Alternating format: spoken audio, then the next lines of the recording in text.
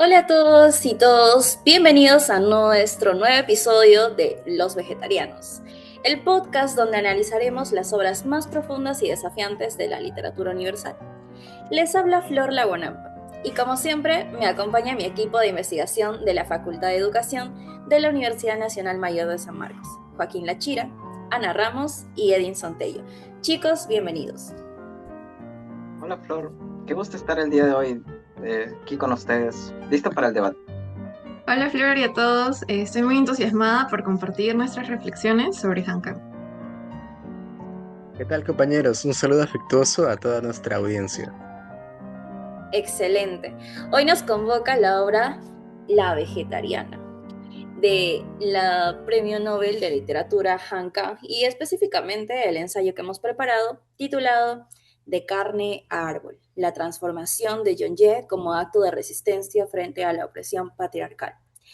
Para ponernos en contexto, la protagonista Yonye decide de manera repentina dejar de consumir carne, tras ser atormentada por unas pesadillas sumamente violentas. A partir de ese suceso, su entorno familiar la violenta, margina y desestima. Ante esto, quiero lanzar la pregunta que guiará nuestra mesa redonda hoy. ¿Cómo representa la autora esta transformación física y mental como la única vía de escape y autonomía frente a una opresión tan destructiva? Joaquín, me gustaría empezar contigo. ¿Qué significa realmente la carne en este contexto? Muchas gracias por la pregunta, Flor. Para entender a John Jett, debemos entender primero de que la carne no es solamente un alimento, sino es un símbolo de la agresión humana y del orden social. En nuestra investigación rescatamos un punto clave de la investigación de Caricio, quien explica que el rechazo a la carne representa una ruptura directa al mandato familiar y a los roles que tradicionalmente se le asignan a la mujer como esposa y como hija en la sociedad. Interesante, Joaquín. O sea, que comer carne se convierte casi en un acto de sumisión y obediencia filial. Edinson, ¿cómo reacciona el entorno de la protagonista ante este rechazo de Ye? Reacciona con una violencia brutal. Es que al salirse de lo que la sociedad considera normal, Ye deja de ser esa esposa modelo y pasa a ser vista como un error que debe de corregirse a la fuerza si es necesario. Esto se evidencia de forma espantosa en la escena familiar donde intentan obligarla a comer carne. Tal como se decía en una parte de la novela, mi suegro aplastó el ceviche, el cerdo agridulce contra la boca de mi mujer, que se agitaba penosamente. Con sus dedos recios le abrió los labios, pero no pudo hacer nada para entreabrir los dientes fuertemente cerrados. Ciego de cólera, volvió a pegarle una bofetada. Es un pasaje desgarrador, Edinson. Es la imposición física del patriarcado sobre el cuerpo de una mujer. Ana, complementando esto, ¿cómo se analiza esta agresión desde la teoría literaria? Sí, bueno, como bien señalan los críticos Barras García y Villazón Busta, la decisión de Jeong-jae es completamente incomprendida por su entorno. Incluso su madre, cuya voz es mediada y silenciada por su esposo, o sea, por el esposo de la protagonista, le grita desesperada: si no comes carne, te devorará el resto del mundo. Y es real, la sociedad la devora por no querer ser un eslabón más de esa cadena de violencia monstruosa que ella asocia con lo humano. Es increíble cómo el círculo que se supone debe protegerla es el primero en violentarla. Esto nos lleva a nuestro segundo gran eje, la familia como el primer núcleo de control social. Ana, tú que analizaste la estructura de la familia coreana tradicional, ¿cómo funciona este mecanismo de poder? Sí, así es, Flor. Bueno, no podemos aislar esta historia de su contexto cultural, ¿no?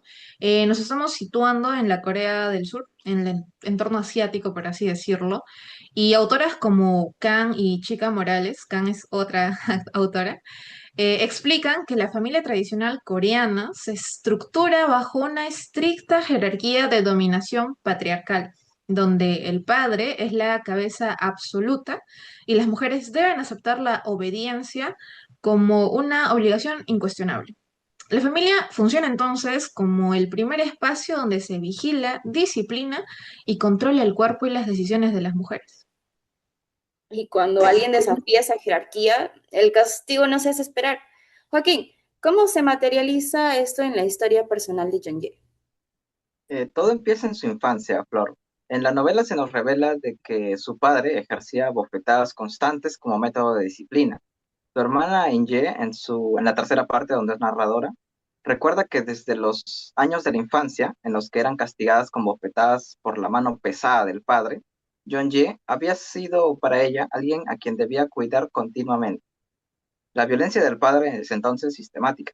Por eso, cuando ella rechaza la carne de adulta, el padre reacciona ordenando a los demás hombres, sujétatele los brazos, y tú también, yerno. La agresión se vuelve un pacto de complicidad masculina para disciplinar el cuerpo de una mujer que busca autonomía. Totalmente de acuerdo. Ahora bien, hay un elemento formal en la novela que es brillante, pero aterrador. Yeonje es la protagonista, pero su propia voz es casi inexistente. Ella no narra su propia historia. Edinson, ¿cómo interpretamos este silencio desde el análisis de la obra? La de Flor. El hecho de que no posea voz propia refleja la anulación de su identidad. Como señala la investigadora Vika en 2022, Han Kang subvierte las jerarquías de los personajes al presentarnos una protagonista que carece de voz predominante y que es puramente objeto de la perspectiva de otros. Es una mujer tratada como insustancial y sin agencia por quienes la rodean. Y ese silenciamiento empieza desde el hogar, ¿verdad, Ana? Absolutamente, Flor. De hecho, la palabra agencia me gusta mucho porque se refiere a la capacidad que tiene una persona para realizar algo. Y en este caso, Savitri, en el 2018, apunta que incluso antes de volverse vegetariana, el esposo de Jongje ya ignoraba su voz interna y trataba sus recuerdos como delirios o silencios molestos. Es como decir, está loca, y lo resumía a eso. Hay una escena sumamente ilustrativa en una escena de negocios, precisamente del trabajo del esposo cuando le preguntan a Jung-jae por qué no come carne, ella intenta responder con la verdad, ¿no? Y dice, es que tengo sueños. Pero el esposo la interrumpe, y de inmediato responde sobre ella, hablando sobre su propia experiencia y empieza a inventar una excusa médica sobre problemas digestivos. Él se apropia de su voz, reescribe su propia experiencia para que sea socialmente aceptable y la silencia ante los demás. O sea, se le despoja el derecho de construir su propio significado. Y al perder el control verbal, la violencia escala a lo físico. Como cuando el esposo abusa sexualmente de ella, describiendo sus ojos como vacíos, mientras ella se resiste con todas sus fuerzas. Ante este panorama de asfixia absoluta, ¿qué salida queda? Joaquín, háblanos del clímax, la transformación en árbol. Esta es la paradoja más hermosa y dolorosa, la verdad, de la novela, Flor. Ante un mundo donde existir como mujer humana significa ser controlada, violada y silenciada, John Ye decide que su única salida, su única soberanía, la única libertad que tiene sobre su propio cuerpo, radica en dejar de ser humana, simplemente. Barros García y Villazón Busta explican que su deseo de convertirse en árbol no es una locura, sino todo lo contrario. Es una dócil y desesperada huida de la violencia humana para recuperar una libertad que la verdad John Ye nunca tuvo. Efectivamente. Y físicamente se entrega a esta transformación, ¿verdad, Edinson? Sí, sí, Flor.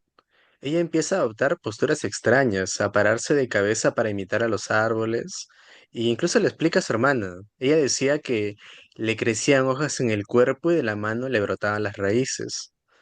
No necesitaba comida, solo necesitaba agua. Es por ello que al rechazar la comida, ella se desvincula del instinto animal humano.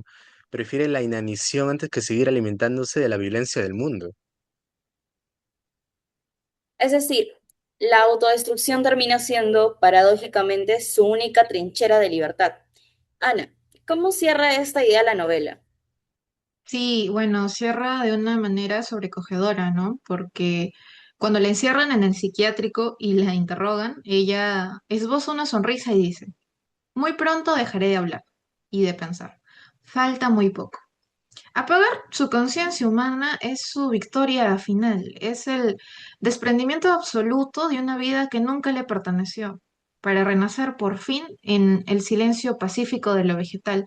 Es aquí donde hablamos de una suerte de metamorfosis, porque ella pasa de ser humana a árbol. Bueno, es abstractamente hablando, ¿no?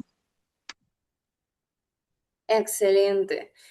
Bueno, compañeros, me encantó el análisis que hemos realizado y bueno, como conclusión de nuestra mesa redonda, podemos afirmar que Han Kang no nos presenta un relato de patología clínica, sino una crítica política demoledora.